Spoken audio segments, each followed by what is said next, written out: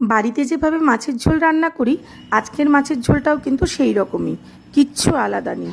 বাড়িতে যা যা উপাদানগুলো থাকে সেই উপাদান দিয়ে রান্নাটা হয়েছে। তাহলে আলাদাটা কি? আলাদা কিচ্ছু না।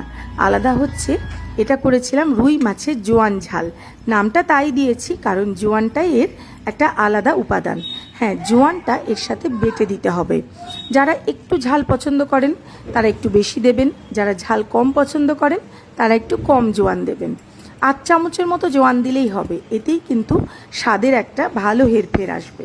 এখানে আমি রুই মাছ নিয়েছি, হলুদ, লবণ আর সর্ষের তেল দিয়ে ভালো করে মাছের গায়ে মাখিয়ে নিলাম। তারপর কড়াইতে সর্ষের তেল দিয়ে মাছগুলো বেশ সোনালি করে ভেজে তুলে রাখবো।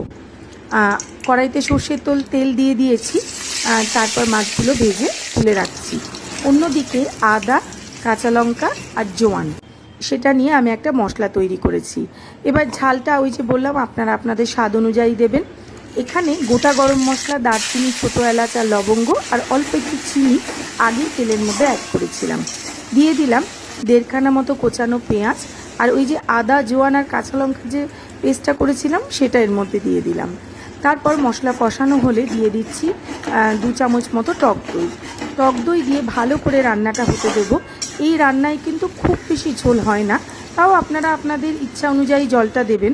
এটা একটু মাখা মাখাই হয় রান্নাটা। দিয়ে দিচ্ছি স্বাদ অনুসারে লবণ, আর চিনি তো আমি আগেই অ্যাড করেছি। ভেজে রাখা রুই মাছগুলো দিয়ে দিলাম আর কাঁচা লঙ্কা চেরা দিয়ে রান্নাটা শেষ করলাম। গরম ভাতের সাথে রুই মাছের এই জোয়ান ঝালটা একবার দিয়ে